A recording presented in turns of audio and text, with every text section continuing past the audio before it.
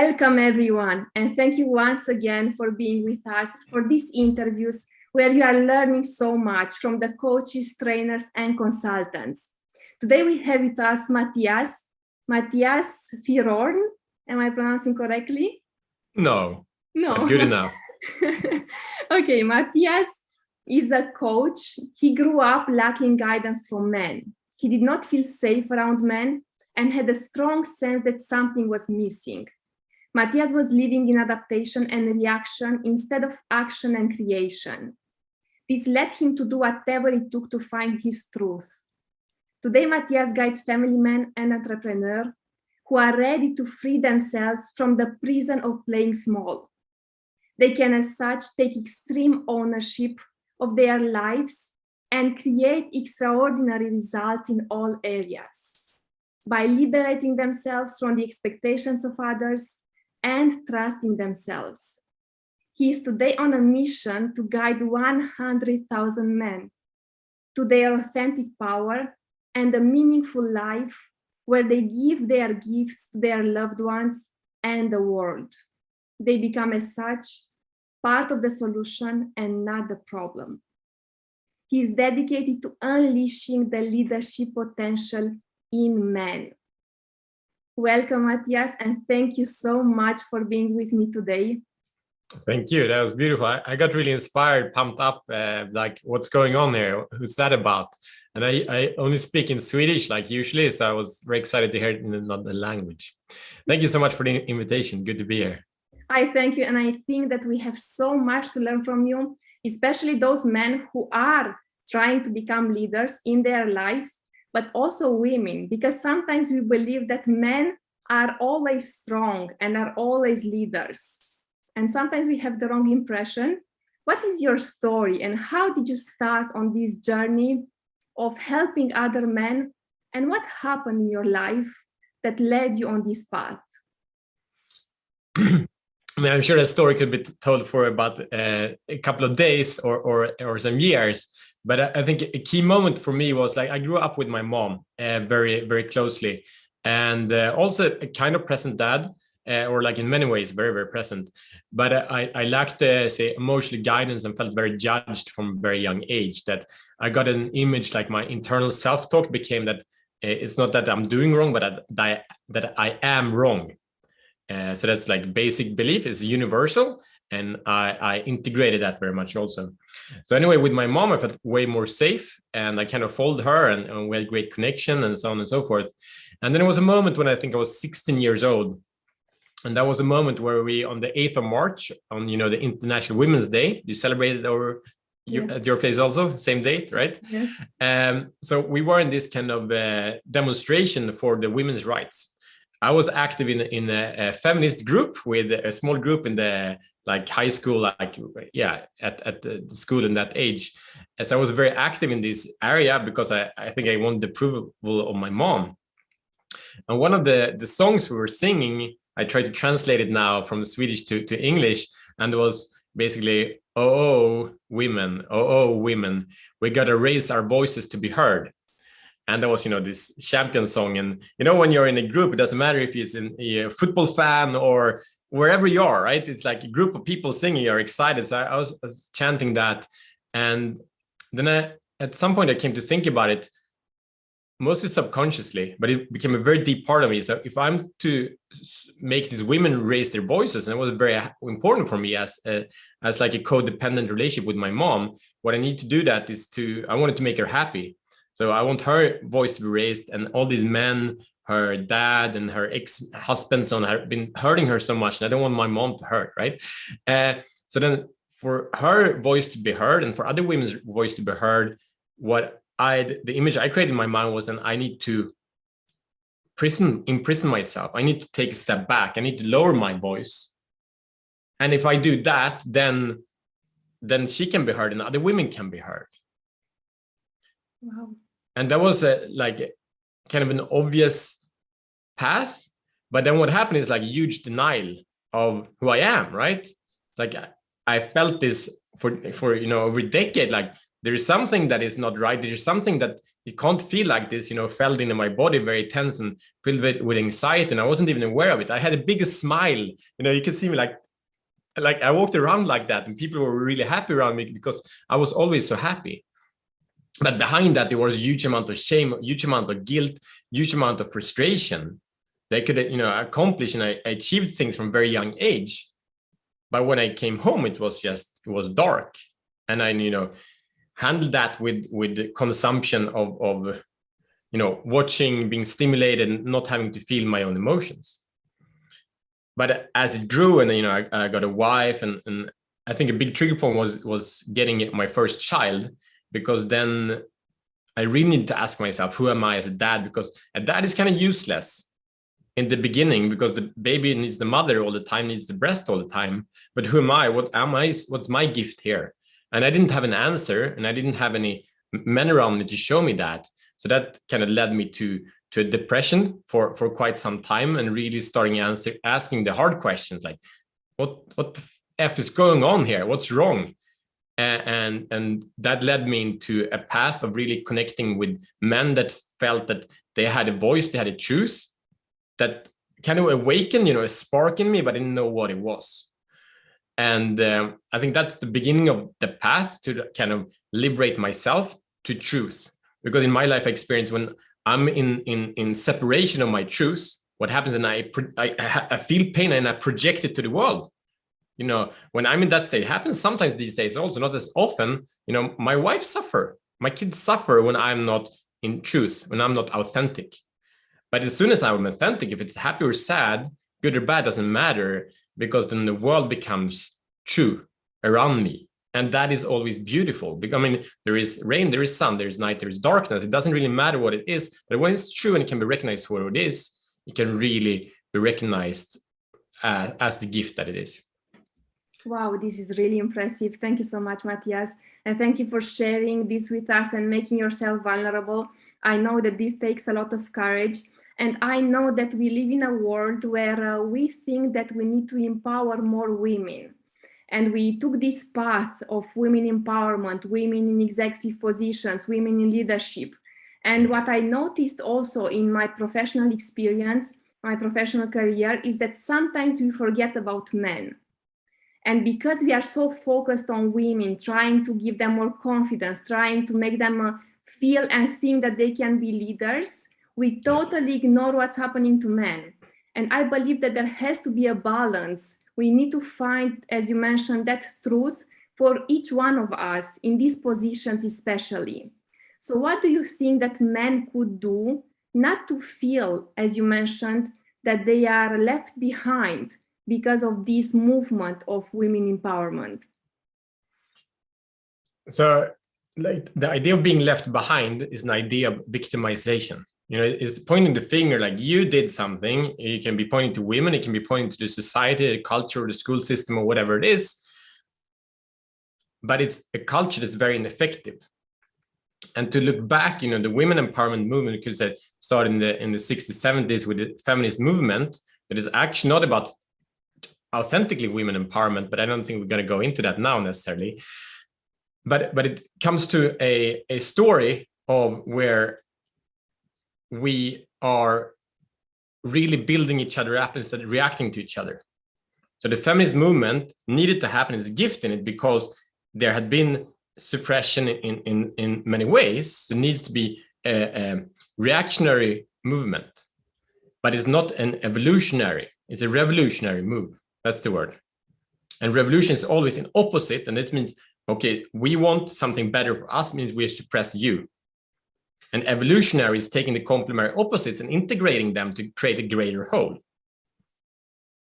So that's the question, like we all have strength, and how can we bring those out? How can we have the courage to say, hey, I suck at this and this and that? I think it's beautiful, the image of football or soccer, depending on where you are, because there's a forward, there's a back, the protectors, whatever they're called, and the goalkeeper, and they all have different tasks, different strengths and weaknesses, and they create a very, very beautiful synergy together. And there's not the goalkeeper like, no, I want to make all the goals, because he recognizes his strengths and weaknesses, and together the team comes into beautiful synergy. and can create a beautiful output. I have no idea if that answers your questions. Yes, that's perfect. Thank you so much, Mattias. Absolutely. And I believe that this also reminds me that we are in this, as you mentioned, we are in this together, and we have to find a way to find our truth and to find our mission.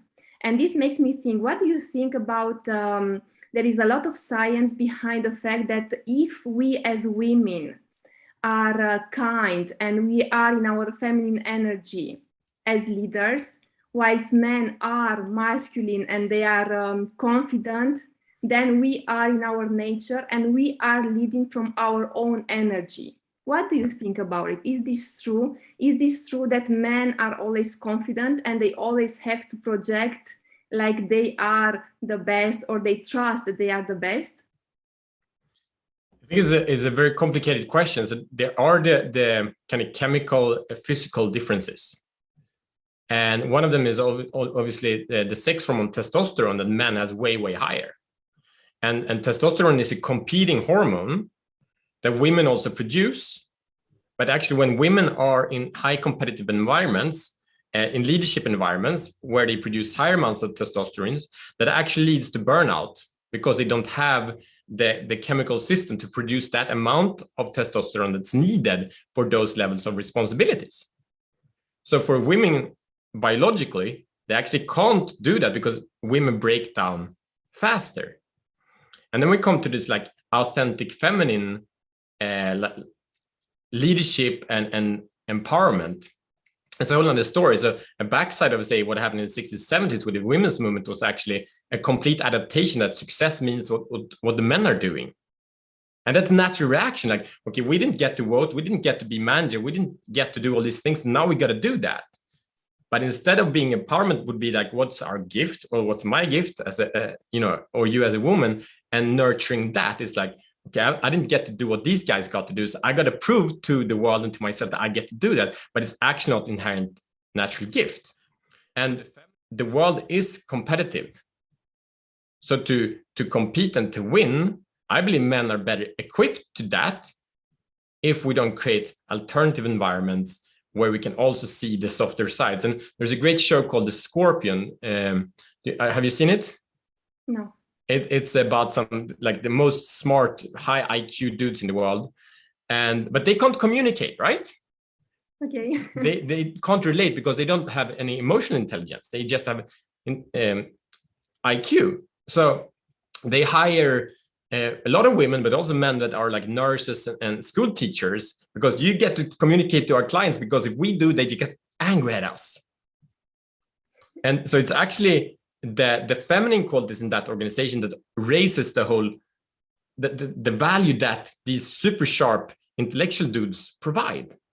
So that's it's a huge honoring of the, say, feminine strength and the masculine strength. And it can be in a male or female body, matters less, but I can find real places for both of these gifts and raise them up. And we need to have, more aware leaders, men and women, that see this quality, because female leaders are often even more into creating results, again, coming from revolution of the past. Wow, thank you so much, Mattias. I am really inspired, and I'm also learning a lot, and I am convinced that our audience is also learning a lot. So thank you so much. I would like to ask you, for those men who are out there and don't trust themselves, they don't value themselves, sometimes maybe they are victims, and they don't see themselves as leaders at all. Maybe they are even in their feminine energy in their relationships. What do you think would be one technique they could apply in their daily lives to really get out of that zone where they don't feel like they are true to themselves?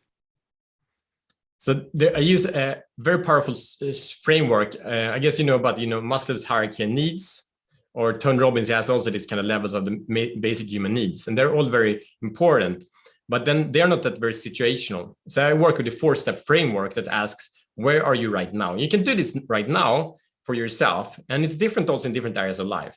So the first level that people are in, that is being crushed, is underwater, being depressed. You don't see anything. You just want to take the next breath. It can be a relationship crisis, you got fired, or being sick, whatever it is. Do you know the feeling of being crushed? Absolutely. Yeah, so we've all been there.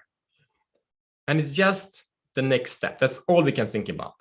And sometimes we don't even hope for that. The second step is clarity. And clarity means I know what I want and I know what I don't want. And that's one of the most powerful questions that culture we don't ask. It's like you ask maybe what you want to become, but what do you authentically want in a relationship? What do you actually do not want in a relationship or in your life as an experience? Like I ask men that, successful or unsuccessful, no matter where they are in different areas of life, many guys don't know the true answers to that. And usually if they do, it's again a reaction to prove to their parents, to their wife, or to have that they're good enough. But I think, what do you actually want? It's a simple and deep question. So that's the second step, it's clarity. Step number 3, it's construction. It means to, from the clarity, build a life that is in resonance, is in alignment with the clarity you have. So the second step is just mental awareness, but here we go into construction of, you build your business, you build a family, you build financial security, whatever you build. And these 3 steps are very focused on self. And then we have a 4th step that it's called like calling, like the mission, the greater purpose of life. So a lot of people, they're crushed. It's like, oh, I want a bigger calling, but it feels so great. It would be amazing if I had this inspiring thing, right? But again, if we create from being crushed and it's a reaction and it's not authentic, we don't get the force of us and the force of life to penetrate the world that we need to do, especially as men. But the calling, authentic calling, is that we have a calling to serve for a greater good. So just a very, very powerful exercise is to ask, where are you in life? For example, when it comes to your mindset, are you crushed? Do you have clarity? Are you in construction or calling? And then when it comes to your relationship, where are you then? Just identify the facts. When it comes to your success, where are you then on these 4 levels? When it comes to your physical health, where are you in these levels? And it might be different in all. That's very, very common. But just to know the facts. Because most men, they believe that life is great, but that's just because they focus on, say, business. They have a high income, but their relationships with both their parents and their spouses is crappy. But they just focus, they get more, guys go where points are being handed out. So if points are being handed out in business, they get promotions and raises and new clients and whatnot, they put all attention there and they feel successful. And wife and family and kids, that's painful. No energy goes there. Obviously not. Why would I go where it's pain in my life, right? So when doing this just quick evaluation, you can say, okay, actually my life is like that. And the only place of power or potency is the now. So to be able to, and there's always challenging things going on, and that's not good or bad, it's just facts. So to have the courage to see what are the facts in your life, and that's huge amount of clarity. And then what do you want to do? What do you want more of? What do you want less of? What do you want to stop? What do you want to start? And then have trust in small steps, because a lot of people want to be on the calling, and that's actually 1,000 steps ahead. So do you have the ability to trust that you take one step and that step counts, that step matters, and that is success on the long path of truth and expansion and being the gift that you are. Have trust in the moment, in the shitty place you are. That's really empowering to just be able to, like, life sucks right now. Fucking awesome. I know that. I don't need to deny it anymore. I can own that.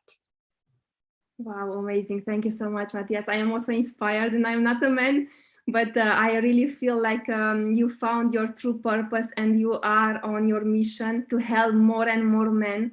And before we close our interview today, I would like to ask you, who are you serving? I know that men mainly, if you have any more details so that people know if they can contact you, and also how can they contact you if they want to work with you? Sure. So right now we're focused on 100% Swedish speaking men. So some in Finland and some in Norway as well, but 100% Swedish speaking men. And it's men that want to be more, that know they have a potential. A lot of men actually describes that there is a dark hole in the chest that pulls their life force away. And you wouldn't imagine that they can actually be on high positions. You know, the outside, they drive a nice car, they have a nice family, but they feel this great darkness. It can be those men, but it can also be someone that's really on, that's really is serving, that's living his calling, but when it's more like tight-knit community of like-minded people, because we really need that. I know you work a lot with masterminds and other communities. Like, we really need like-minded people that makes it inevitable for us to move ahead. So I run a few different things, and one of them that we're really excited about now is called the Brödraskapet, means the brotherhood in Sweden. And it's basically low pace, long-term project where men get support, and everyone develops their vision and their strategic plan to guarantee to achieve that vision. And then we support each other with accountability, with perspectives and mindsets and everything you need to guarantee take progress in all 4 areas of life. So that's a beginning of an invitation. Thank you so much, Mattias. And how can they contact you? So I'm sure you can put a link below, but it's mannensvag.se. I will put a link. I am thinking about those who are going to listen to our podcast, so that they can find you. If you can pronounce your name, maybe this is going to be easier to find you on Facebook or Instagram. Sure, yeah, Facebook is great. Mattias, it's Mattias. Also, Fyrörn means fire eagle. So it's FYR, and then it's Ö means a circle with 2 dots, and O with 2 dots, RN. I definitely failed in pronouncing it. Thank you so much. I appreciate your great effort in doing it anyway. Thank you so much, Mattias, for being with me here and for inspiring our audience. I know that many men are out there who need you to inspire them and to lead them and to guide them to become the leaders they want to be and they were born to be. Thank you so much once again. Thank you so much for having me. And for those of you listening to us, stay connected because more is to come. Mindset in business, leadership, happiness, and marketing are all areas you need to be aware of in order to design your tomorrow. Thank you so much for being with us.